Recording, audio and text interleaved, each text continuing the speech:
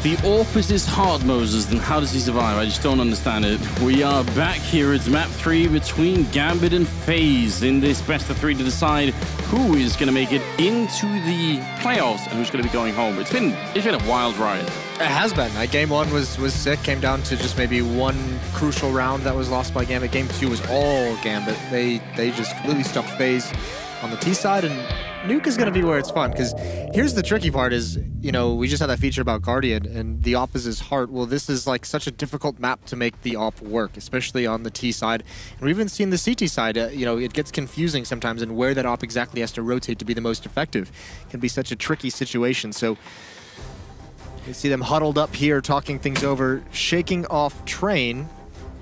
And I think someone might have just, I don't know, ran into a wall right next to us. Did sound brutal, didn't it? Yeah. I mean, so I'm a huge fan of Nuke. I think Nuke is such a great map, but there's a reason why we're all sort of, you know, smiling a bit when we think of it as the deciding map, and that's because sometimes some teams, maybe even sometimes all teams, can get really heavily derailed on this map to the point where you just sort of, you lose your footing, you can't figure out any answers to what's going on. And on this new version, I would even say that could to some extent happen on both sides. Like, I would say CT sides that don't control yard well on this map can really have a bad time too. They absolutely can, and especially if you can never get the money underneath you, if you can never catch your footing in terms of the economy and never have the nades you need, you just can't really get in the groove of defending either of those bomb sites, and it becomes so tough. So yeah, this is that map that can be just mentally stressful no matter how much of a pro you are, no matter how mentally stable you usually are as a team. This is the map that we've seen break pretty much everyone in the scene at one point or another. Yeah. And especially with so many new players, well, I mean, Fitch is one of them, but then on the other team, obviously, with Olofmeister and Guardian joining up, you've got to think it's going to be a bit weird, because when you're on the CT side, again, we were talking about this yesterday, but how do you rotate? You know, how to keep your rotations up? You don't have that instinctive feeling for, oh, well, if my ramp player goes down, I know where I have to go and I know who's going somewhere else. Like, you lose track of that, and suddenly there's a gap in the defense. It's much like Train in that sense, where you need to have very good communication, very good theory crafting on exactly how you're going to move across the map in different situations, and FaZe likely doesn't have that up to par just yet. They're also starting on the T side, which is going to be scary for them as well. You also have to say, with the team that, you know, we talked about, at least the initial strength of them as they kind of work out how they're going to play as a team is going to be their ability to take and win duels. Well, there's not a whole lot of open spaces for them to mess with on this map, and it's going to be fast towards ramp room. Smoke out the squeaky door just to distract, and it's Fitch.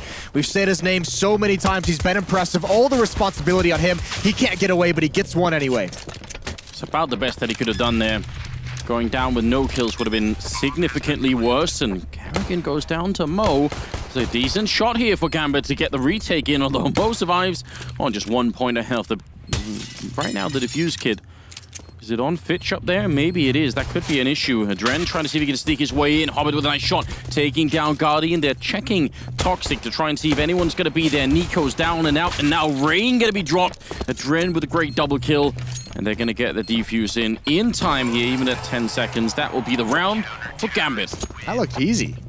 That was quite good, though. I mean, the thought process there from FaZe is Kerrigan has that smoky squeaky door. He drops it in front of the vent, and he just distracts for as long as possible while that ramp room hit comes in. Because when you're an upper defender, especially on pistol round with the USPs, if you're the second upper player, you don't want to leave your teammate abandoned if there's going to be a hit through door, so you stay above the ladder. And if you're that player who's nearby the smoke, I think that was Mo, you don't want to leave because they might be coming down, they might be trying to go lower, so you're distracted and you can't support the lower bomb site at all. So it's a good idea from FaZe, as Gambit just made it look great. There's some phenomenal shots as they rotate down in that 4-on-4. Now, FaZe with the bomb plant, they're obviously going to be buying in the next round. And Nico's given himself this tiny chance with a deagle to find a headshot on somebody. It should be not that much of a difficult cleanup here for Gambit. They shouldn't be taking many big risks, and as long as they wait around for a long time here, I don't see FaZe doing much in this round. Tosha throwing a flashbang on the roof. You can't really do anything with that flashbang, just maybe to annoy your opponents. Yeah, just hard to explain that one, isn't it? It's like a little FU coming through the window. Some fireworks, maybe. Oh. Mo and Doja doing a good job cleaning up, and Guardian gonna go down through the smoke to Fitch. That will be the second round. Third round is where it's gonna get interesting. They're not gonna have a ton of utility on the FaZe side. No. But just the firepower alone against the Scout, against the UMP, can definitely work. And remember, I mean, actually, they have pretty decent utility on 3 players at the very least, all things considered. They didn't really invest a whole lot in that second round, obviously. I think it was only, you know, a Deagle, maybe a P250 bought up, so quite nice coming into this. And all you need are the smokes for that wall outside, and that sometimes can be all the utility you need, because it can be such a tough situation for defenses to handle. Here's Rain, he's just cruising. I want to split towards the lower bomb site. Adren's been heard, getting tagged up, and there they come out the door pretty soon. And there it is, on the upper bomb site. It's Nico with the opening kill. Hobbit needs to get cleaned out of this position, and he is, but there's Adren pouncing right back up, and he's again going to save the day, bringing it into a 2-on-2, giving his team a chance. But Guardian close up, finds all the advantages, and FaZe just hold on through that execute. That never stopped once it started. That was fire through and through, wasn't it? How did they come out on top after all? It looked like Adren turned it around. I guess it's one of those things, and this is a problem in all maps, but I feel like a Nuke, it happens more often than not, is it's one thing having a 2-on-2, but when you just don't know where the other 2 enemies are, then you don't know where to stand. You could tell that was a big problem for Gambit there. Right, I mean, I think Guardian was that kill finally. I think someone dropped into the bomb site. It just seemed with Adren popping up through the vent, I think maybe that was not well timed with his teammates committing down heaven. But they're just kind of saying, we don't want to play a post plant in this round. We want to make sure that we still have the confusion of you guys taking the upper bomb site and try and pounce and take advantage of that. That was the last smoke that Gambit had, just came out on Fitch down towards the ramp, and that means they're in some trouble here. With FaZe, they're going to figure out next, 15 seconds, they're going to start to realize there are no more grenades coming through at all. I like the fact that Mo is playing over by secret, though. That stairwell and getting the information on this side, I think that could be very valuable, especially if he's just a bit more aggressive. It looks like they could be going for another push in towards Hot and Squeak here. All grouped up. Doja is going to be going down. A Hobbit has to come up big with the M4, but he's going to get run over by Rain. The bomb site is lost. They might not be able to retake this at all. With no grenades? Yeah, they're out of it. This is the buy with no nades, with no utility, no kits as well. And they just get cleaned out. Haven't even gotten a kill. As soon as they run out of smokes, FaZe just feels so comfortable. And it's great to see. This is what we didn't have on Train. Rain just being the one to lead the way out and get the opening kill, and then he just builds up some momentum. He's got 3 kills in the round, but you need that person to kind of, that's the entry fragging role, I guess is the best way to put it. You need that person to just go ahead and take the initiative and get the attack started. And Rain showing no fear. 5-2 for him in the early stages of this third map. Winner moves on to the playoffs of DreamHack Masters, and the loser goes home. Yeah, and if you're Gambit, I mean, even with Zeus removed, you don't want to go from winning the major to not even playing on the main stage, right? You want to show the world that you still got it, that, he wasn't maybe the whole team. Well, it's such a... with all everything that came out after that change, right? All the different conversations about, how that decision came to be, how it was made. You definitely have a situation where you want to prove yourselves to be in the right. And if you're FaZe and you've spent $100 million building this team, you also want to make the playoffs. Might not be exactly that amount, but something like that.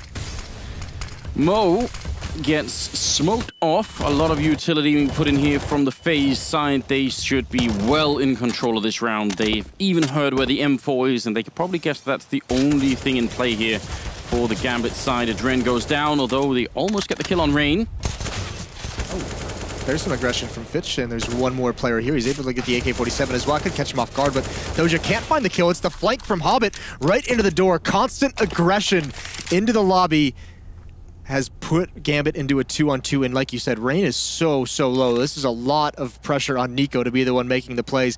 Essentially what has to happen in this 2-on-2 is Rain just kind of takes up a mantle and watches one spot, and Nico does everything else. Yeah. Well, if there is one guy you want to do everything else, it's probably Nico. Pretty good with any weapon, although Hobbit's going to get the easy kill on him. What a great angle. And Rain is in trouble now.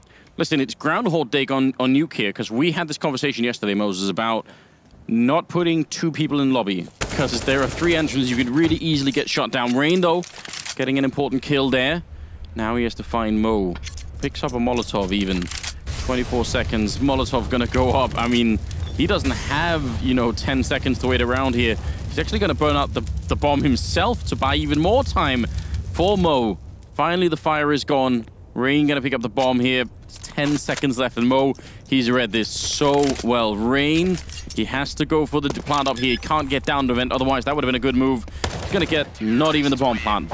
That's great play from Mo. It's so smart as well. You drop the Molotov on it. Obviously, he's not expecting, you know, Rain to help him out a little bit with his own Molotov, but then you just go upper because you know the timing is so low. But you're exactly right. This is that lobby crunch that can be so difficult to handle. And the cool part about it is the timing of it, because it's the ramp room push that takes all the attention, and Hobbit just has that. That's just a decision he makes when he says, all right, they're fighting him, they're distracted, I'm gonna go in and see what I can find. And he finds a clear path to get 2 kills.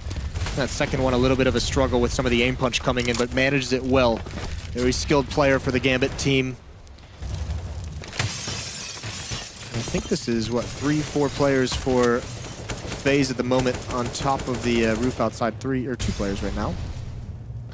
Yeah, setting up for a Molotov towards the hut where I think a couple of players are actually setting up. So this could be very effective. It's not that you're trying to, like, you know, do an enormous amount of damage with that Molotov. What you really want is for them to be rotating out of the fire as you're putting on the pressure. That's the annoying part if you're playing on the CT side. It's just clearing one spot that you don't have to check if you're the player leading the way out of the hut. It's so much pressure taken off your shoulders if you don't have to worry about clearing someone on top of hut, because that's such an annoying position.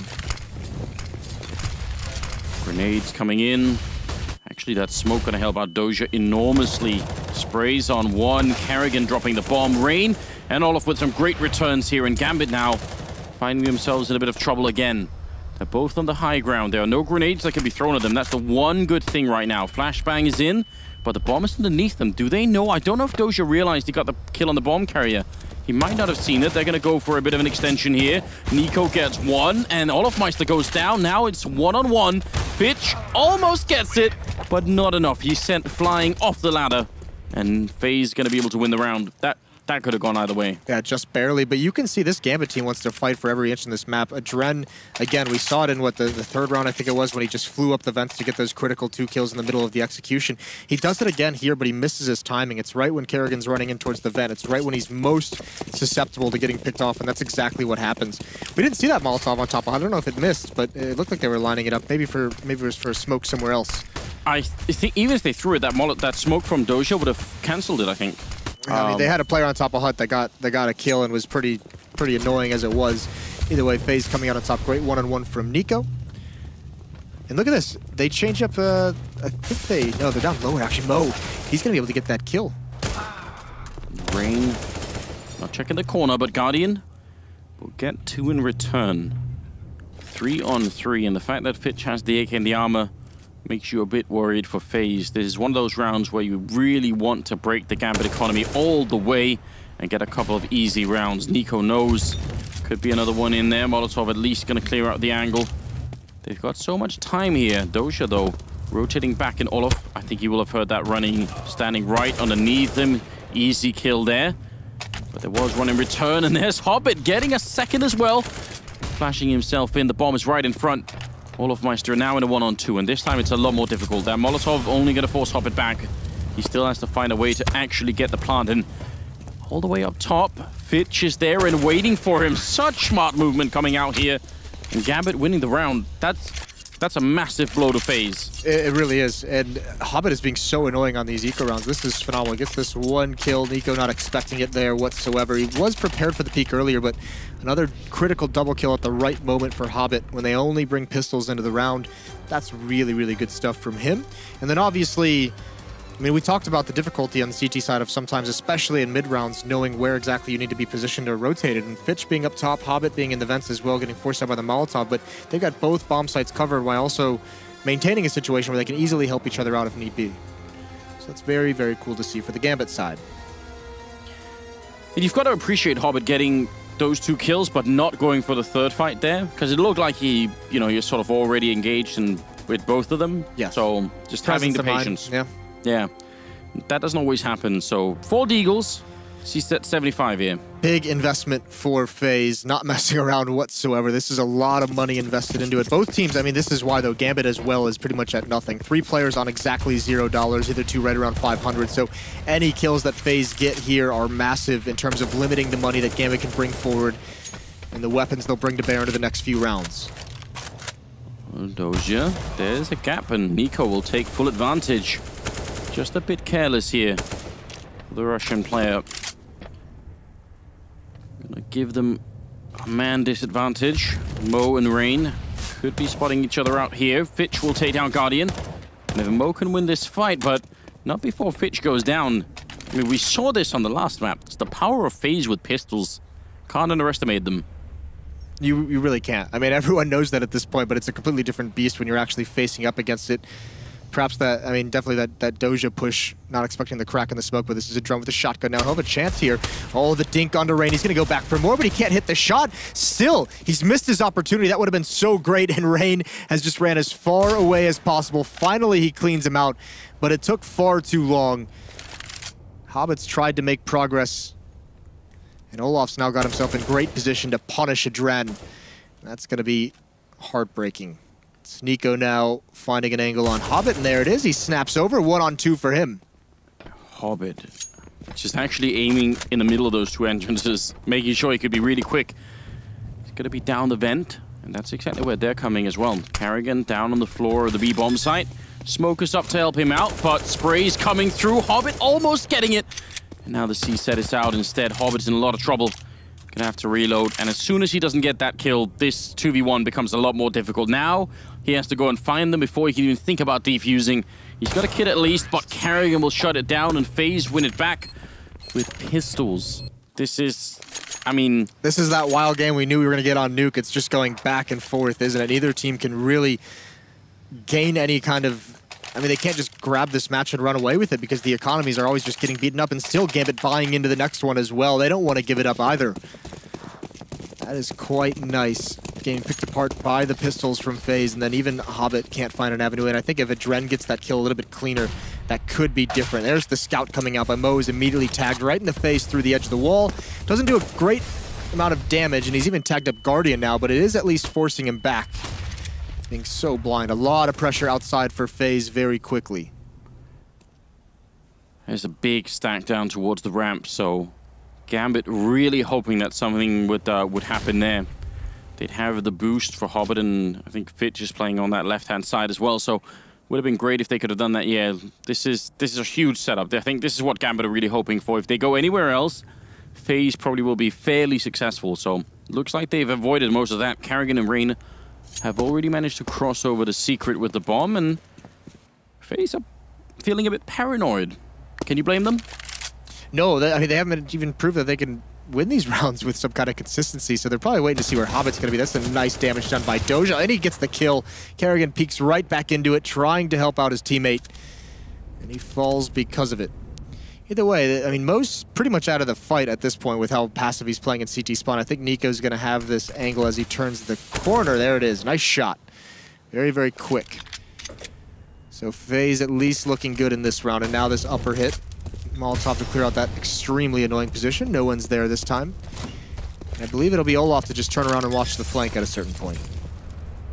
Yeah, the ramp stack not being put into play in this round. So finally, looks like something is a bit more normal. Fitch was out of bullets, otherwise who knows what would have happened to Olaf Meister. Coming out of the vent, it's Adren to take Olaf. I might have said normal just a bit too soon because we're down into a 2-on-2. Spray comes through, but Rain is quick on the trigger and taking down Hobbit. And now Adren, he doesn't have a defuse kit, so time is almost already out, but he's already done a lot of damage. Going to try and see if he can charge in, and Guardian is on top. So FaZe will win it, but the damage done. I mean, you can just see how close these rounds are. Olaf is going to be so frustrated with the 2 different timings he had there. As soon as he opens up the squeaky door to check the flank, someone pops in Hut and kills his teammate. And then he comes back and he's staring at the vent and he moves over to watch Hut again and someone pops up the vent and kills him. That's just the differences in seconds that can cost you those rounds that have costed them a couple rounds earlier when Hobbit makes his plays. So very, very close there. And finally, FaZe grab control of the economy. Gambit's going to be left on just USPs. 1 HE grenade, and it's a 5-man stack over towards the ramp room. That's a part of the map that's widely been ignored by FaZe outside of the pistol round, so I don't think they're going to be finding any successes, and even now they're rotating away from it.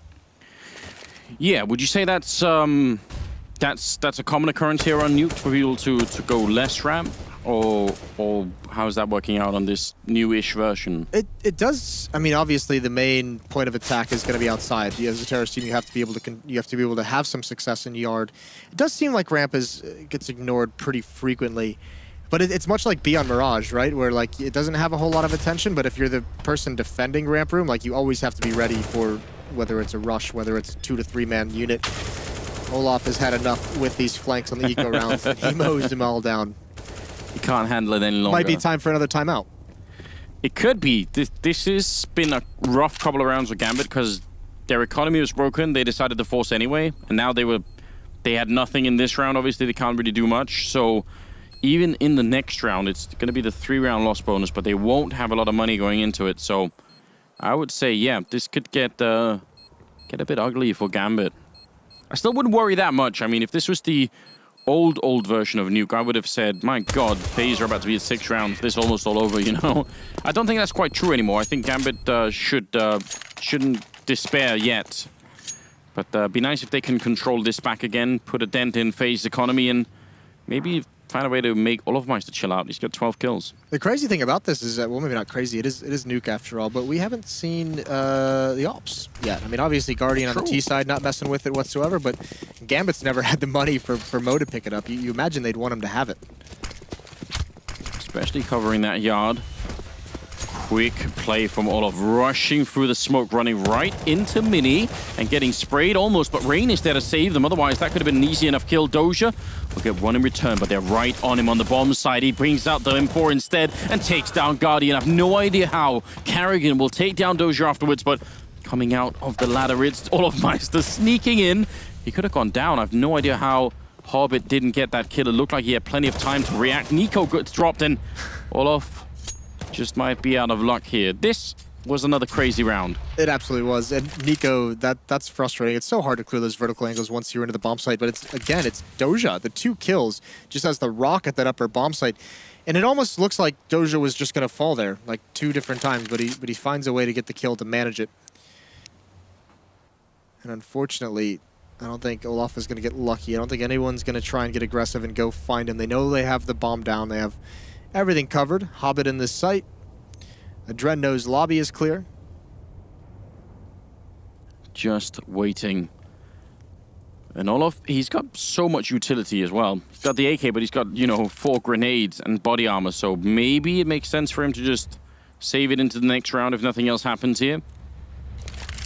I think he's going to go for it. You think so? 20 seconds, sneaking in with the AK. It'd be a very bold move indeed. Hobbit is waiting right underneath him, and that's a kill. So Gambit losing 3 in a row, and now they're bringing it back. Timeout being called here for FaZe 5-6. Moses, this has been some absolutely crazy 11 rounds in a row here.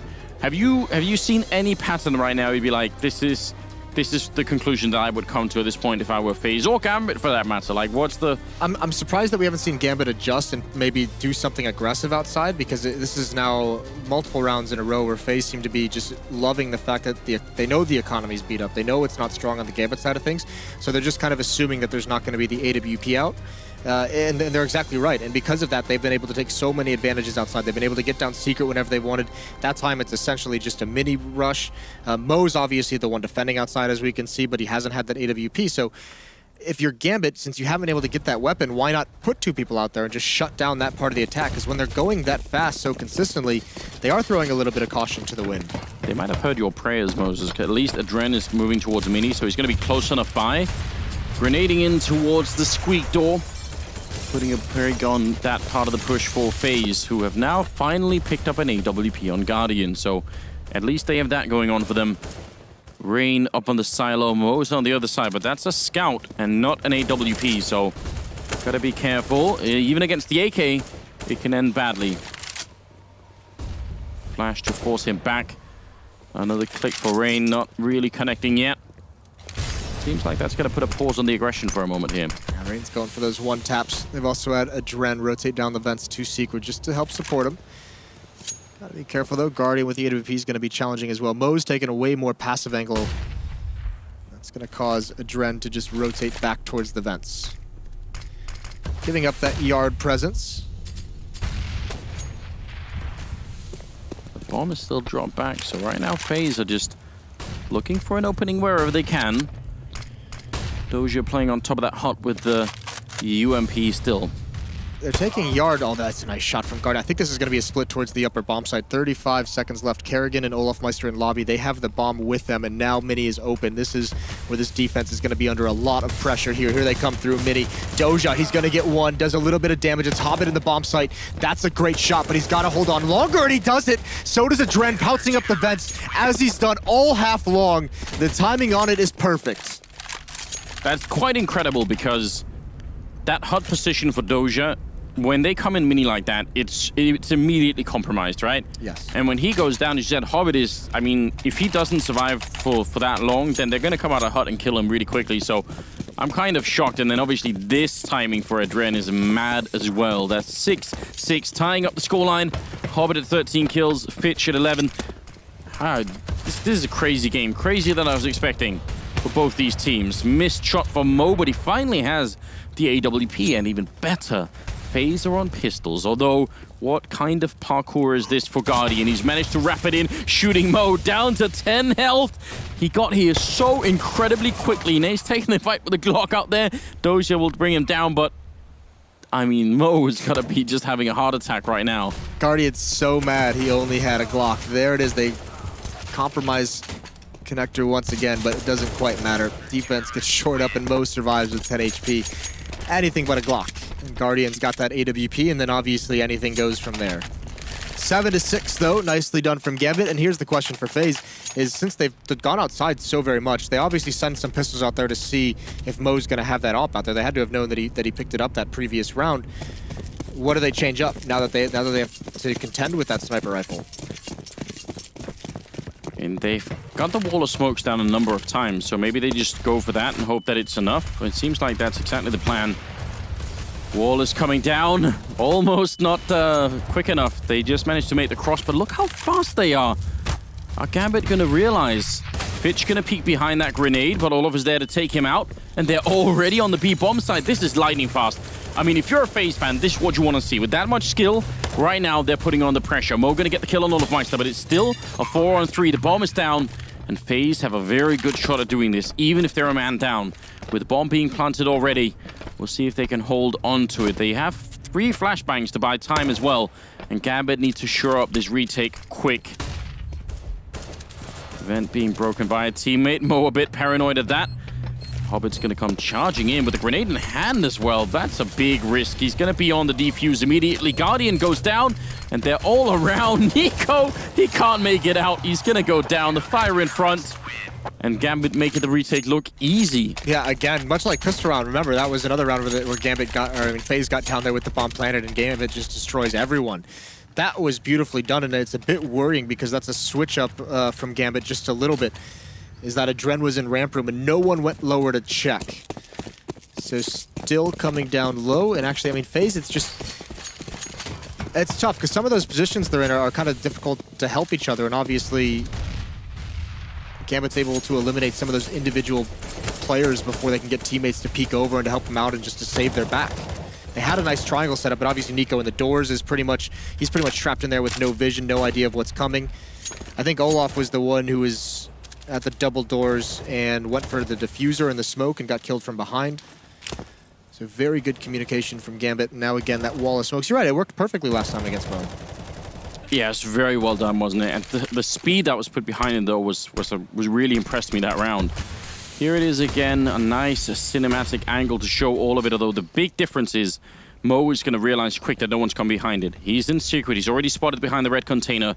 That's a really valuable play. Even if no kills happen behind this, it allows Hobbit and Molotov off the hut. He knows they're coming this way. Adren getting a kill. Doja with a double on top of the hut again, jumping down in their faces, and Kerrigan gets dropped. Now all on Guardian here for the 15th round. Then he's going to turn around for 1 kill, but surely this is nowhere near enough. 1 versus 5, and he's already got 3 of them looking for a bit more. They are actually low on health. Oh my god. The bomb is down in B. Guardian, can he actually do this? No, sorry, it's on the side. Just a bit of a glitch there. Trying to see if he can make it in. Got 2 more kills, but they don't have any health at all. Sneaking through, 17 seconds. Trying to spot it. Oh my god, that was close, but not quite. Adren is also there, shooting him in the back, and they will salvage the round, Gambit. It almost slipped out of their hands. 9-6 in favor of the Gambit team in the first half of the last map. Back and forth, but finally Gambit figure out a way to make it work, and this was just great. Obviously the smoke to extinguish the Molotov, and you can see everyone from FaZe they're not even paying attention to Hut because they're saying we have that Molotov. They're not expecting Doja to outplay him in such a fashion. That's very well done. And then Hobbit inside the bomb site. That upper bomb site was pretty good presence there from Gambit throughout that half. It was Adren popping up the vent that was so critical in some of those rounds, just barely holding on. Even so, FaZe put together, despite losing the pistol round, 6 rounds is nothing to turn your head at. That's good stuff. Yes, it absolutely is. Olofmeister with 14 kills. I mean, he did a lot. Rain had some good rounds. A surprising lack of AWPs, as we were talking about, catching us off guard a bit. It took like 10, 11 rounds, I think, for them to really get an op into the field. But I mean, if you look at the middle of this half, there was what, 4 rounds traded just back and forth. Maybe actually even 5. So you can never really build up any kind of money to be comfortable buying that weapon. And even so, afterwards, it still didn't have much of an impact, even when it was in Mo's hands, or Guardians for that matter. Speaking of buys, Gambit with 1 smoke, 1 HE, and Adren with a Deagle. Is that any kind of giveaway for you, Moses? Does it say anything special is in order here, or? It basically just says that Adren's going to go out towards Yard. He wants to duel at range. He wants to be able to challenge those USPs, and I think Rain is going to be a little bit more cautious. That's just covering fire. That's a sick shot, though, from Rain. Going for more, and he could, but he's got to get cover now, and not in time. Guardian there, at least for 1 refrag. That's the deal. Gone. Doja waiting with the knife. Oh, man. Fitch is going to be going down to Olofmeister. We've seen that knife work before. That's the really scary part, so we're laughing, but at the same time. He's just a troll at this point, isn't he? He's just trolling everyone. Doja and Mo. How do you bring this one back? The bomb is down. And there's still that fake bomb down at on the lower side. Ah, there it's gone. Disappeared. Just Moses. as you say it. That's nice. I'm not the only one seeing that, right? I'm not. No, I saw it as well. All right, that's good. It's good to know. Just checking. A little bit of a duel outside. Mo with the Deagle, and Guardian just using the speed with that USB back and forth. Mo couldn't connect anything. It's Doja's turn now, and I believe that's Kerrigan here just waiting for him right around the corner, and it is. A couple missed shots early on, but pretty typical for FaZe. Nice shot from Rain early on, and then Olofmeister as well, and Mini. Those were good stuff. But yeah, that Deagle is just being used to cover FaZe jumping off the silo onto that catwalk and trying to put pressure outside, trying to eliminate that player, but just doesn't happen quick enough. It's a good idea. I mean, even just long range against the USP, as you said, because sometimes if you have the USP, you feel pretty confident taking that fight. And if you don't realize this Deagle, then could end badly. And one tap from the Deagle, and you can all of a sudden with the Glock make something work. But look at this, buy into the upper push very, very quickly. There's Nico, 2 fast kills. Olaf chimes in, and all the danger is gone. Adren picks up an M4 from outside, but he can't do a whole lot. Edge of the smoke. Get the kill on Nico at least. He's got the health. They're still fighting him. The bomb is down right in front. Just make sure you do this 2 versus 1 instead of all of these fights that are coming in. And, well, Kerrigan able to zone him out. And that will be another round here for FaZe. 8-9. And the money's still not there for Gambit. They're going to have to relax and chill for just a bit longer here. This is anybody's game now, I think. Certainly is. The question is going to be what happens when we get the actual gun rounds going. That's where the pace really picked up in the first half, is when FaZe started bringing out the AKs on that 3rd round. You could see just an exchange back and forth. Took a while for Gambit's defense to really get solidified. Ooh.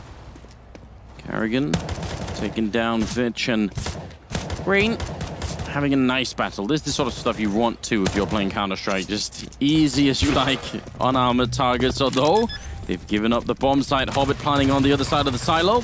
Can't get stopped. That's brilliant. That's a bit of a mistake. Bit of a blunder for the FaZe side of things. Obviously, not too huge, but it is going to mean Gambit's going to have some extra Molotovs, maybe some smokes, all the nades they could use in this next round. By that extra 800 is going to go a long way.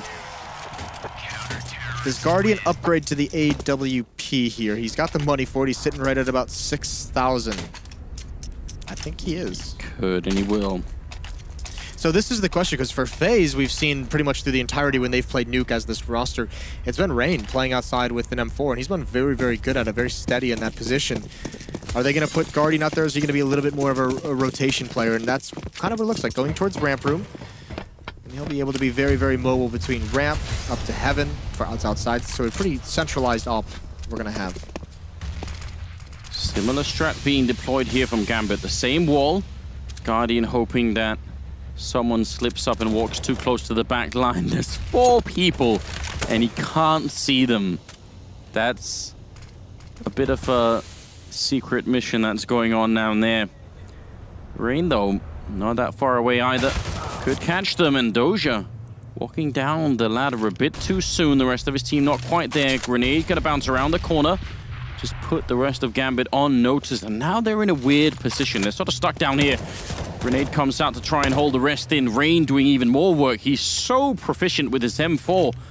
No crazy sprays coming out, just very well controlled with the rifle and not giving anything up. They're playing 5 versus 3. He doesn't have to do this. And indeed, he's going to fall back to Decon. So 3 on 5. They're stuck. Rain just destroyed everyone. He just neutralizes the entire attack. They were frozen just by his positioning. He gets 3 kills in the end, and that's beautiful. And it's bought so much time for FaZe to rotate down. Bitch had to hit that shot. That was, I think, the 1 kill they might have given him. And it's not going to happen. 30 seconds left. Smoke is out. He's going to try and plant the bomb inside of it. FaZe applying a lot of pressure from so many different angles. Still trying to find that 1 kill that's going to open things up, and it's Hobbit to provide it. Now they can get it planted. Yeah, and inside the vent as well. It's a minuscule chance. It's still a really long shot that this can work out here for Gambit. It'd be a miracle if they make this work. Fitch coming in with a headshot, though, and taking down Kerrigan. Hobbit falls.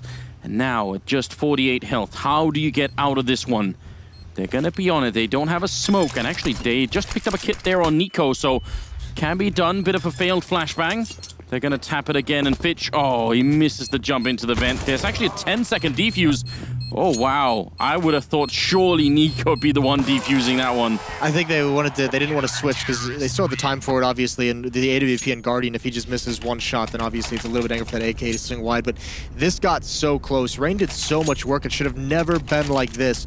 I mentioned in the middle of that round that FaZe was coming from so many different angles. They had Kerrigan on the flank. They had one in vents, I believe, and one out towards ramp room. Now that's great. You have them boxed in, and you have all the different angles to fight from, but it means there's a lot of one-on-one battles, and Fitch and Hobbit doing some work there to make that a nerve-wracking situation. FaZe still up 10-9, though. Plant's going to help the buy, but look at the utility on this terror side. Since they're doing the smoke wall again, they have virtually nothing left. 1 nade, 2 Molotovs, and a smoke. And indeed, it's just a Dren going lower. The other 4 players waiting to pounce on this upper bomb site. Doja, that smoke's going to clear, and he's going to be trapped in that corner. Now, is anyone going to come and check it? There's the check from Wolfmeister. That's really efficient. Now what do? They got all the grenades down. They got the yard control, but as you said, they don't have any more grenades to actually get onto a bomb site. Only Kerrigan's lower. Dren has gotten to this vent position. Oh. Look at Hobbit. He's actually going to smoke. He's going to smoke Heaven inside. This is a smoke for Heaven. Mo getting a headshot on Rain. Brings it back into a 4-on-4. Olofmeister going to be down there, but Kerrigan and Nico might just be out of position. Fitch immediately smoked off. Adren gets Kerrigan. And coming out now. Olofmeister on the floor of the bomb site. Where are the rest going to come from? It seems like they've given up on this A push instead. They're going to be falling back. It's a 3-on-3. And Mo's got the bomb still in lobby. This is such an awkward position. You've got to be so confused if you're one of these defenders, not knowing exactly what's coming at Olofmeister. Just bad timing, but the bomb is down. It's Nico. He's going to get a triple kill to end the round. He saves it for FaZe in such a stressful spot. That is well done. Nico holding down the fort in 11th. Gambit, that round was on the verge of swinging in their favor. He was actually in a position where, just look at this. No one can return on him. The next guy comes out there. There's just no chance for a return immediately. It's so tough. I mean, that's such a weird position to be in. The communication is just kind of, you're almost guessing at that point, because once you know there's someone lower, you don't know how many, and the vertical nature of this map makes it so quick. Oh my god. Well. Rain Was not ready for that. Now they're running and gunning right against the Guardian. He's going to take down Adren, but the Tech-9 is on him. He misses the shot. Needs a bit of backup here, or just going to be able to take care of it with the AWP. Guardian back to a bit of aggression outside as Kerrigan takes down Fitch. It's Hobbit who's managed to sneak in with a C-set. He hits a headshot on Guardian. What on earth was that? Now it's a 2-on-2. This game is absolutely mad. This whole best of 3 has been like this. Now it's Olofmeister and Nico. Olofmeister on the A side. Nico outside trying to sneak down Secret. The bomb is down. Gambit again. How do they get this close every single round now? Doja's got the C set and he's hiding in Decon, and there's a player right on the other side. In fact, they're both going to group up and try and see if they can clear out this part of the map. He's close with the C set. This is a great angle. He's going to take one and almost a second, and now it's on Hobbit here. One-on-one versus Nico, who's on half health. Nico going to try and put in one grenade, but Hobbit just has to hide.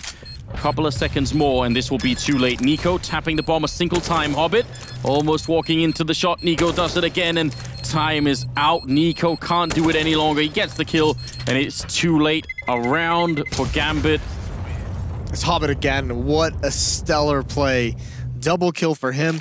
That peek from Guardian doesn't need to come out. You have an AWP. That's such an awkward fight to take, but still, he's just a beast. This one, okay. This is so mad. It's tough because at that point, once Guardian falls there, the remaining 2 players are in the upper bomb site. They're like, there's no real way for them to rotate down into the lower bomb site. They just lose all control of the map. It happens so quickly. And Gambit, such a good job by Hobbit of just all the attention is elsewhere, making a play across the map, sneaking in through ramp room. You know that pressure from Rafters is going to make the defense shift, but now Gambit has to build upon it. Adren trying to duel Rain once again. He won this battle with the Deagle last time. Wants to go back to that.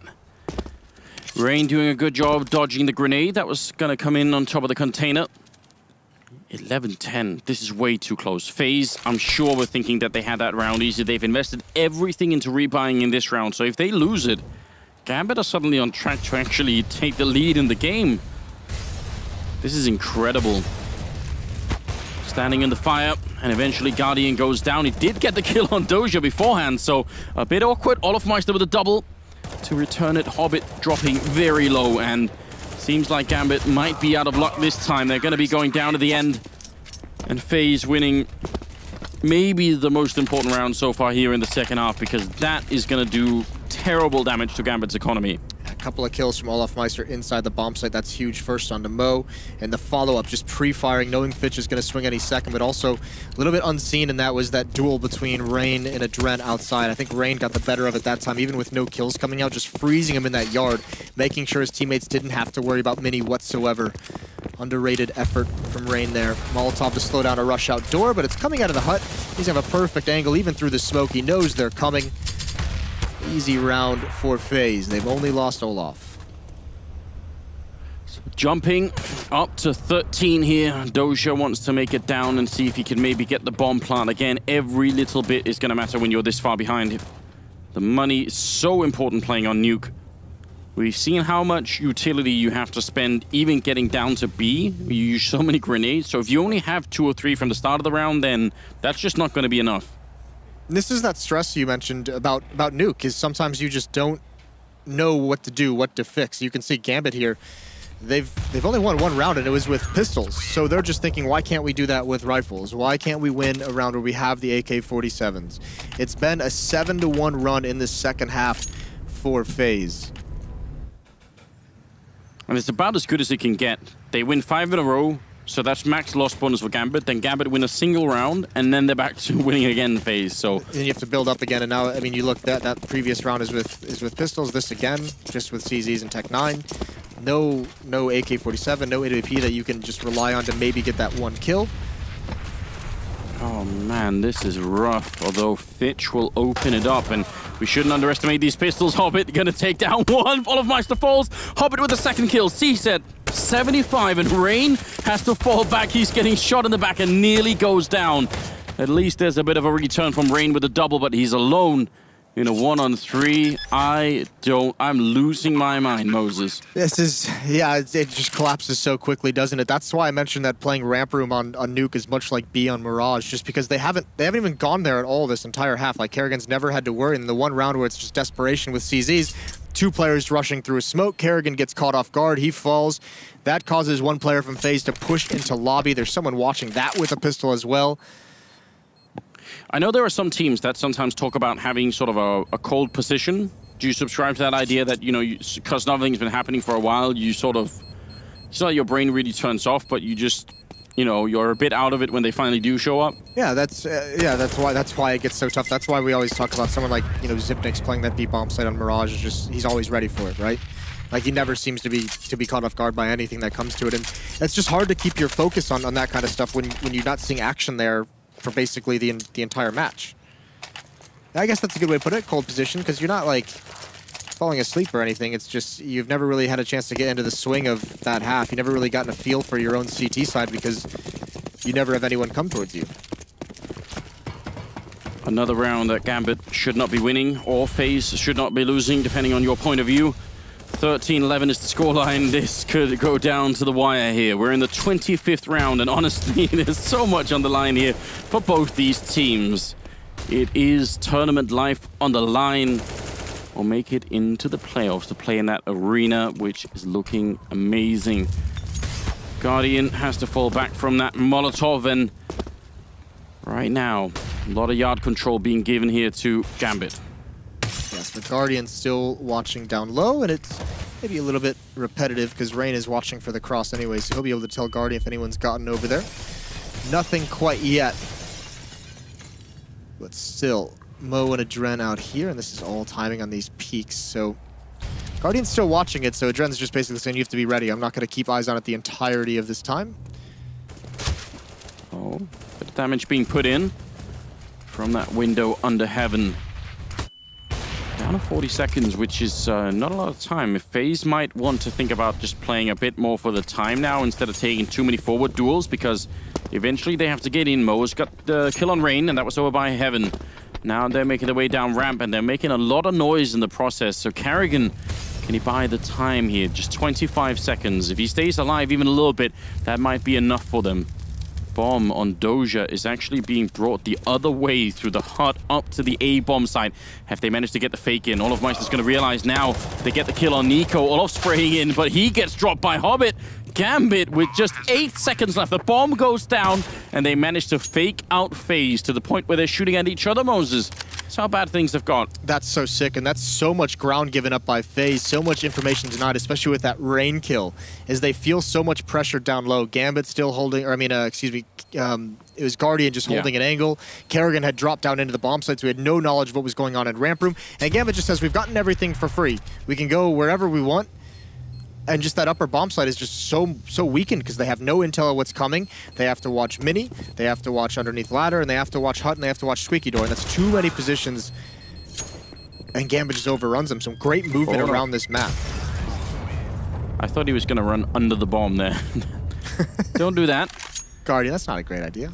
That was actually a beautiful round. I think if someone took that round and cut out every single move and made like a video explaining all of it, it would be quite a long video because there's so many things happening that round to sort of make that through. And it seemed like Gambit were in complete control. Like, it's not easy to call your way through a round like that in the middle of it.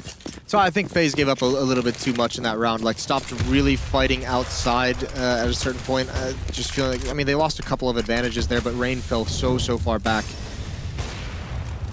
And then Kerrigan giving up Ramp Room, I think, was also a pretty big one. Guardian. No luck with the timing this time, but he's very aggressive with this AWP that he saved from the previous round. 13-12, ladies and gentlemen. I don't know how this is going to turn out, but it seems like every round is in contention all the time. The bomb gets dropped by Guardian, picking off Adren. He can't really defend it. Jump in from Fitch with the AK, gets a second one too. Taking down Olofmeister. He's a madman, isn't he? That's so upsetting if you're one of the defenders of FaZe, if you just got jump killed. But Guardian, you can see him. He knows in this round it's where he has to start exerting his will across the map. What more can he do in the upper bomb site? Gambit has just called for a freeze. No one is really moving. Doja down below. Hobbit towards ramp room. That's probably what they're waiting for, right? They want Doja to make the move. Yeah, and he's going to be walking in towards Nico. He spots him. Got the AK in hand and sneaking up. Nico walking the other way. Surely Hobbit is going to be calling it in. They're sandwiching him, and that's just brilliant teamwork here. The communication from Gambit is just amazing. Guardian and Carrigan, you need to win this round. Turn it around here, because Gambit are starting to build a significant bank, and you're running out of money. Guardian jumping down against Mo. Carrigan gets dropped. Doja with the kill. Gambit going to win the round. Tie up the scoreline at 13-13. My God, what's happening? A little bit of a SWAT team action from Guardian there, and you honest to God, you almost start to believe that it's going to hit. That's stressful for Rain. Nice follow-up on Olaf as well. Fitch doing a great job on the entries towards ramp room. 13-13. This is what we missed on Mirage. It was 13-11 at one point, where Gambit had a reset of the economy coming in. They weren't able to do it. This time they've done it. It's tied up. Down the stretch, Anders, for a spot in the playoffs. Right now, Hobbit has got 27 kills. He is trying to drag his team into the playoffs here. He's really doing a remarkable job. We've seen him play like this before, amongst other things, at the major, but this is still quite refreshing. Long grenade again. Fight for the yard control. It's one of the things you were highlighting early on. You expect to see it almost every time you see Nuke, this kind of battle. FaZe struggling to keep the economy, and this is the last buy they can get. Gamma's starting to win that battle for outside control, and it's got to be so tough for Rain. Look at his position. He's got to worry about so much. And there's an op out here as well, so if he just peeks a little bit too much for information, he just goes down. But all of Gambit now joining up here. It's going to be all 5 players outside. Hobbit throwing a smoke. I believe that's for Heaven. There's Rain, throws the flash, almost picked off, makes the jump. Now it's down to that lower defense. Yeah, just Hobbit waiting out in the lobby. Could be enough. Carrigan, good spray, goes for a bit more and hits a headshot on Mo. That's very valuable. Nico coming in with one. He goes for the fight again, and Fitch is ready for him. 25 seconds. Is Guardian going to be the hero? No, they're planting on the other side of the pillar, so he can't actually stop the plant. Otherwise, that would have been near perfect positional play. Olafmeister, he knows that Hobbit is somewhere up here, but he can't find him. And Hobbit, with the absolute perfect timing to take him down. Guardian sneaking onto the site, but he does not even have a kit, so this is going to take all day. In a 1-on-3, doesn't seem doable. He goes for the spray on one and gets the second two. And now Hobbit, he's quite close by, taps it once. Hobbit going to be rolling down the vent and goes for the spray. Oh, Guardian is so close, but Hobbit to save it with a triple. Hits 30 kills and brings Gambit to 14 rounds. I mean, this is unbelievable. And he's finally showed up. He's got 30 frags. That's an incredible performance. So many rounds, and just think of the impact he's had on the eco rounds on both sides. He wins 1 on the Terra side. I think he wins 2 for them on Gambit's CT side. This is another incredible performance out of this young player, and Guardian has got to be gutted with that one. Just the timing against Olafmeister is incredible, isn't it? Outplaying him there with the positioning as well just has him completely fooled, and he's feeling it. Whew. Well, we had the timeout, but here's the real problem. The money for FaZe. FaZe they haven't solved, yes, I mean, that's obviously a problem in the last round. And this is going to be a half buy CZs of their own because they want to go into this 13-14, take a little bit of a hit this round on what you buy so that the next round you can have everything you could possibly want as the losing bonus grows.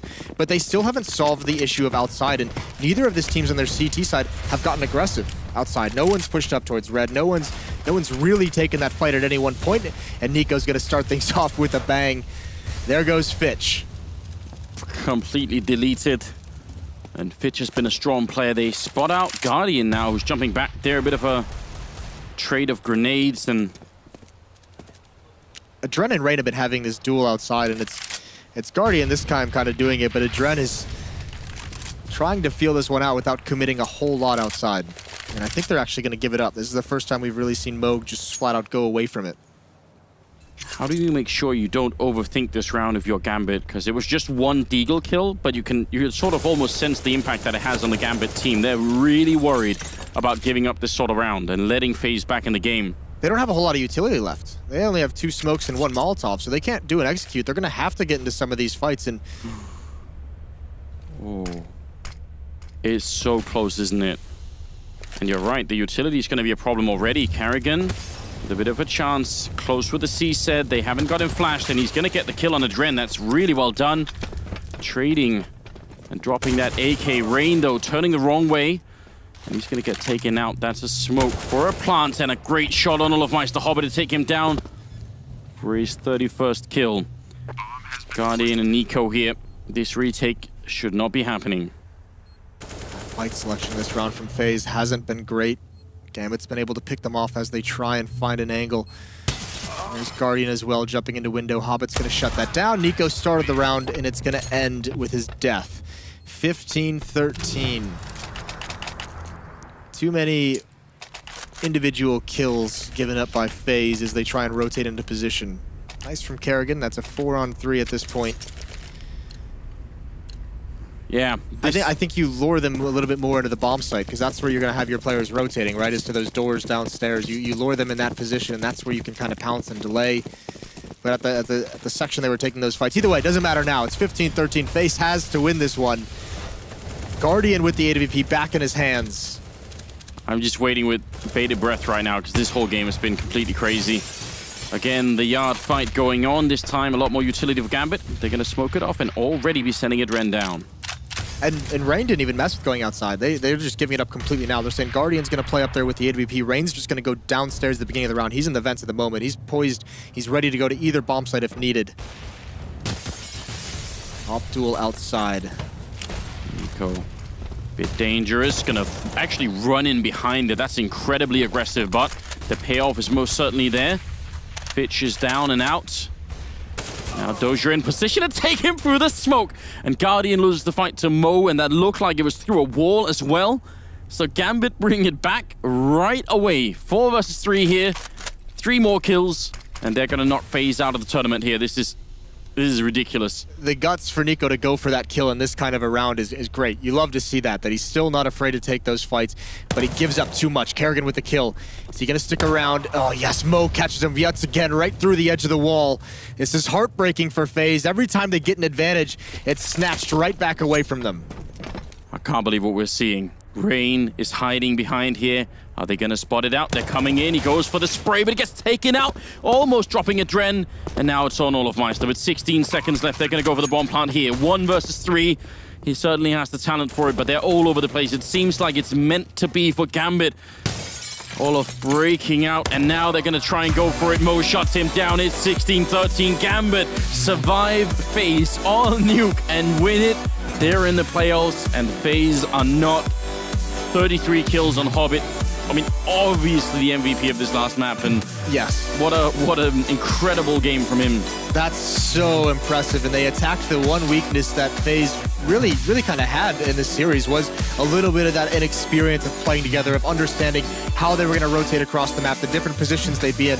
And you could see when Gambit got some outside control on Nuke on the T side, and they slowed things down, maybe just 1 or 2 picks, the denial of information, FaZe couldn't overcome it. Gambit just moved across the map so much better. Even without, I mean, that's the crazy thing as well. They're making those mid-round calls with the new in-game leader in Adren just after they lose Zeus. I was going to say that was one of the things you would have thought would be, that was what they were going to lack without Zeus, right? Those kind of calls, and they just read FaZe very well. I mean, obviously with FaZe, you sort of expect for there to be a build-up, period, and this is right after the roster swap, so I'm not completely panicked by it. But this is a great win for Gambit. Very impressive. And now... I like Fitch. He's great. Yeah. I'm impressed. What an addition. Yeah. This is exciting. I mean, just the fact that you could... I would say the job of finding anyone to replace Zeus would have been almost impossible. So the fact that they've done it that quickly, it's wild, isn't it? Who would have known from Kazakhstan as well? Just a hotbed of Counter-Strike talent. Yeah, they've got like a few people out there. Keen and Sonic as well are sort of still lingering around. Okay. They've got a couple of people. I don't know who they are. I don't know those guys. Those are new for me. I'll show you one day. We do have Smeeks ready with an interview from what must be an excited Gambit team. Sue, how happy are they? Well, let's hear from the man himself, Anders. Congratulations, Adrian. You're moving on to the playoffs after you take down a star-filled FaZe that a lot of people had their eyes on. It went to all 3 maps. It was so close. Yeah. How happy is the team right now? I don't know. This kind of strange feelings now. It's amazing. I'm glad that we won, and I'm proud of my team that they did. Actually, it was crazy. Speaking of crazy, Nuke was absolutely insane. It felt so close. Such a tense series. Really great plays from both teams. Can you try to walk us through what happened there? Actually, we started really shaky. We didn't know what to do. Especially some rounds was like surprise for us that we took. After that, we played on T side. I started to calling some rounds, but everything went wrong. And SL just, okay, guys, just keep playing that you can play, and just start calling each other that you're feeling. That's it. And everything started to work. And you just said it yourself with your calling. It's a big task to do once Zeus left. So how has that adjustment been for you, and how do you think the team is dealing with it? We need time after just to adapt for this role, new roles and stuff. For me, it's tough to taking this in-game leading. So I don't know. We need time. Maybe we'll see what will happen in the future. Well, I can't help but feel like taking down such a tough team like FaZe must give you at least some confidence. Headed into the playoffs, is there a team that you perhaps want to avoid, or are you feeling pretty good against whoever you face? I don't know. We can face everyone right now, so we'll see. Sounds good. Congratulations again, Adrian. Best of luck in the playoffs. We'll be seeing them in the Malmö Arena on Saturday. Oh, dearie me. Congratulations, Adrian, but that is a black mark on the record. We decided we retired dabbing during the player break. Yeah. Isn't that right, guys? Before. I've finally accepted that the irony is gone, and I am just exclusively actually dabbing now. So I need to cut that out. But yeah, Gambit, excuse me, have done it. I knew that was going to happen at some point. I'm joined by, you've met them already, but Vendetta, Sponge, and YNK, and we get to go all three, and FaZe are not going to playoffs, I think is going to be the primary discussion here. However, initial reactions as you have Gambit have Zeus taken away from them after winning the major, and now they knock away what was probably the most star-studded CS roster we've seen.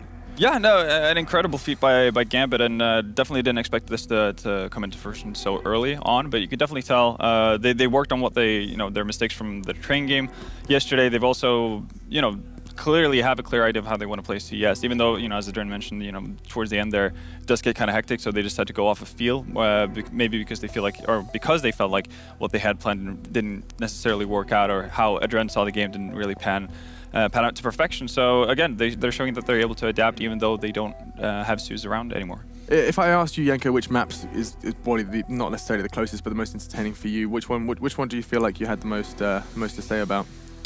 I think Nuke was a nightmare. A nightmare? I thought people were enjoying it. I mean, people who enjoy excitement, sure, but I don't enjoy people losing to pistols all the time. Yeah, let's talk about it. Not making sensible plays when you have advantages, things like that. I think FaZe seriously dropped the ball on that last map. They had multiple opportunities to close that game out, to have an even bigger lead and even bigger advantage, and they just failed miserably. Chad, I'm seeing a whole lot of nods. Yeah, I agree with Yanko. Before this series, I was really excited about FaZe. I was like, this team is going to be sick. I know they've only been together for a very short period of time. They haven't had a lot of time to practice. I want to make a nice broad statement here. I don't think this FaZe is going to be anywhere near as successful as the previous iteration with Keo and Alu. I think I understand why Karrigan wanted to run a very rigid execute style early. It's because, hey, you haven't really got the protocols down for your mid-round decision-making once your stars do make frags. But on a map like Train, just throw the set smokes, let Olaf and Nico run out behind the smokes, throw some flashes for them, let them try and take on the very passive defense that is Gambit's CT style. You have Adren sitting at the back of the bomb train. He's one of the best at that, but popping out Pop Dog late and hoping to win that duel versus this guy, like, I remember MLG Columbus qualifier back in 2015, rolling back the years a bit now. He was just hammering us, and I don't even know how he did it, because we have the AKs, we should have the one bullet advantage. This guy's just mowing down 3 players at a time. I was just overall disappointed with the FaZe game plan on Train, and I think, like, I just think it's just not. I can't see the roles working. Right. But do you think that it's a problem that obviously they came out and said, or Karrigan said that in an interview leading up to this event, the fact that obviously they haven't had a lot of time together to practice, and they still decided to go for all 7 maps? No, I don't even... Their words. Like, so do you think they specifically should have honed down on at least 6? When a best of 3, you're going to need to play the veto system right against your specific matchups. I don't have a problem with them trying to play like 7 maps. Do you think they did a good job of that, considering the 3 maps we ended up on? Well, I definitely think there was no way they were going to play Cobble, even if they thought they were going to play all 7 maps, right? There's no way that was ever going to happen. Cobble's gone either way, and that's been the case for them pretty much anyway. But do you think them leaving these 3 maps in? Like, do you think they could have made any sort of changes? Because when you think about both Train and Nuke, it's not necessarily in maps that lends themselves well to teams who aren't especially structured or don't have a backup plan. Like necessarily letting people free roam. At the veto again, if FaZe had actually banned Nuke instead of Cache, then maybe it could have ended up on Inferno or Cache, where their CT side can be much more individual, and they can get away with that. We saw that online when they played G2. Their individual style on the CT side of Cache was fantastic because everybody was just getting multi-frags. But on a map like Nuke, where it's like rotation heavy, I don't understand as well with those pistol rounds. On the CT side, you just use your bloody utility. You just Molotov. The pistols aren't just going to like launch through that kind of stuff. The fact that Hobbit was able to do that time and time again, sure, props to the guy. He had like an absolute bonkers game. Like, that was sick. But that should never have happened twice. I'm with Yanko. They dropped the ball real hard on that map. Yeah. Well, you're going to pick up the ball then, Vendetta, and show us a little bit about what's going on in that magical screen. See what you got. Yeah, no, I'm going to try to focus on something positive, but I'm going to turn it into a negative. You know, just quite follow, follow the trend of the sandwich. Exactly. So basically, we're going to go right back to the start of Nuke, and this is something that I thought FaZe did really well. And it's basically setting the pace, and we talk oftentimes about how you're supposed to, you know, kind of shroud what you're trying to do a lot of times with your strategies. And with how heavy focus is out on yard, you want to kind of set that pace early on. And this is going to be FaZe doing an extremely fast smoke wall. So you can see already Rain is busting out towards here while we have 4 smokes that are basically going to block off this entire area, including here, which is going to make it impossible for Mo to actually have any sort of visual information as to what's going on. Normally when you see this, you can assume 2 things. Either it's just going to be a complete fake, or you can have the 4-man train down. You have no real way of actually knowing as a CT at this point of time. And this is going to cause a rotation from Adren, who's playing in the main area right here. And he's going to drop down through the vents. What FaZe does that is really nice is that instead of Rain actually committing to the lower bomb site and going through into control room or in towards vent, is that he's going to take a U-turn and pretty much pinch and be a part of an A split. And you can already tell, like, the smokes and flashes and Molotovs are going in here towards the inner bomb site. And because of Adren's rotation, that leaves Doja in an awkward spot where he's going to get caught out by Nico eventually. And again, this is a really well thought out strategy, not too advanced from FaZe's side. The only issue I have with it is they only did this once. Only a single time did they attempt this kind of a thing. And you could tell as the game goes further into the first half, they kind of struggle with what they want to do mid-round. And it ends up in an awkward situation where they kind of just throw their smokes and don't really have an in-game plan as to what they're doing. And I thought they ended up towards the inner bomb site without too much conviction, instead of potentially trying to do more A-splits like this, especially because it took quite some time for Gambit to actually make that adjustment. There is structure there. I do think it's very interesting when you get to see kind of I don't know, it feels like a couple of times, 1 step forward, 2 steps back. Well, their T-side was okay. They got 6 rounds. Yeah. You know, that's nothing to sneeze at. That's pretty good. You got to be happy with that. It's the CT side, and those rounds that Yanko was pointing out, those pistol rounds that they lost to, or forced by CZ, whatever rounds you want to call them.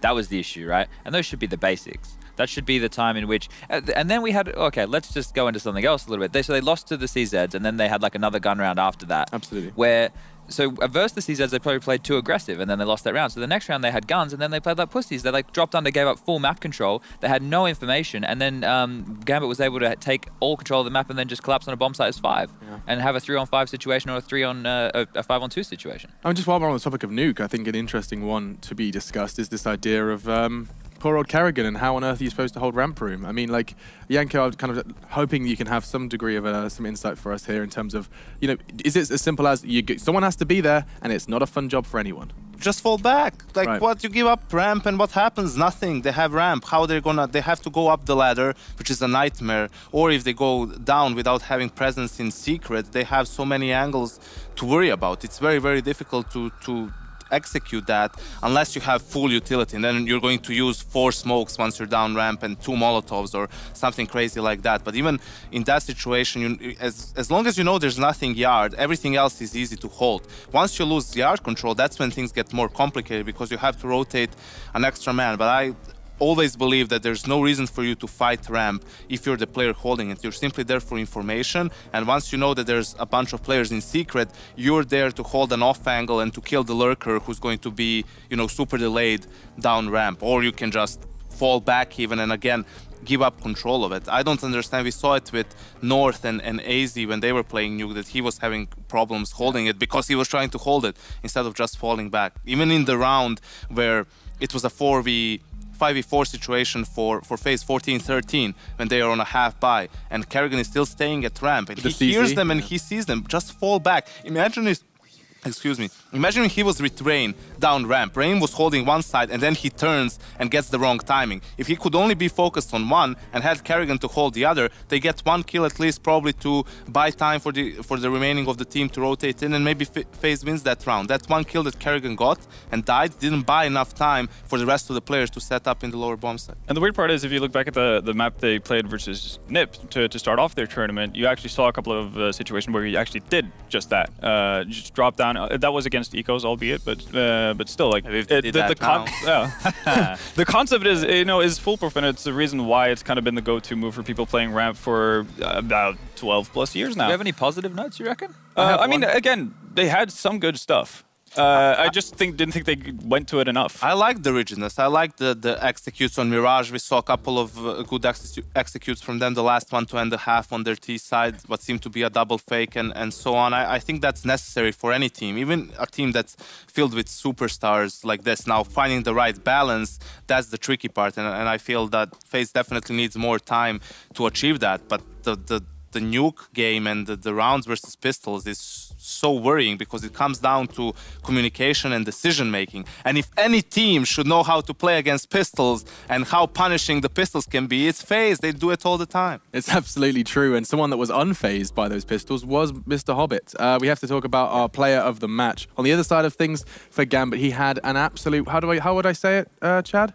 Banger. I was going to say a ball terror. Oh, that's yeah, ball terror is the Australian version. Is that all right? 102 ADR on Nuke, over 2 KD, and was generally looking absolutely fantastic, and even picking up that stopping Guardian from that scary 1v3. It's he has the MVP just for that last map performance, right? Like, obviously, Mirage and Train, he wasn't towards the top of the scoreboard. He had other teammates doing a lot of work there, and they did lose Mirage. But on this map of Nuke, he went +17, where the next player on his team, Dozier, went -4. Yeah. Like, in a game that was that close, and pivoted on rounds where he got multi-kills with a CZ against full buys. Like, that's just pure insanity. This guy basically dragged his team across the line. I mean, you also look at the rounds where he got multi-kills. Those were all the crucial rounds. Yeah. In all the crucial rounds, Hobbit had some impact. Yeah, and just beneath him on the scoreboard, Fitch. Now, this is the new addition to Gambit, and we actually got to finally see a bit more of him. The full 3 maps, we got to see kind of what he was capable of, and I think Anders made a really nice point, and I'm sure, you know, there'll be some nods of agreement here. If no one is complaining about this new addition, you're not getting angry tweets, and the internet doesn't hate you by the end of a best of 3 in your first game with a major winning team, you're doing something right. Probably doing good. I mean, he Fitch slapped around on Train. He did. He looked fantastic. He truly did. He top fragged on well, no, he had the highest rating on Train for them, and the highest rating on Mirage. What I look to when you see a new player like this pop up in the international scene or in the tier 1 scene is his decision making, right? If a best of 3 or, you know, this whole group stage passed and you didn't see any glaring mistakes from him in decision making, you know, in timings, being perhaps a bit too impatient, that's the main thing, that you know how to handle yourself against the world's best players on an individual basis. And then also you add the mechanics after that. You see that he has, you know, good enough aim. At least we have, I mean, the sample size is still far too small, but it's good signs for Fitch early on and for Gambit. And Gambit are going to be feeling very relieved. A sigh of relief for them and for Gambit fans that will be visiting us here in the Malmö Arena tomorrow. You can bring your team shirt because they will be on the stage, and you can go ahead and be in that crowd if you still want to be. They've opened the new area for Saturday and Sunday tickets available. You can see all the information beneath me, nice and easy, if you want to go ahead and either hop in the car if you're local, hop on a plane and come hang out and watch some of your favorite video games and gamers. Still, we are going to take a break because there is more. One more spot available, and if you are a Swede, you'll be crossing your fingers and toes for this one, especially if you have tickets. Fnatic battling up against the Immortals. We've seen what they can do. We saw what they could do not that long ago in Krakow. The player break has changed many things, though, including both Fnatic and Immortals. We're going to be seeing how those changes have affected them after the break.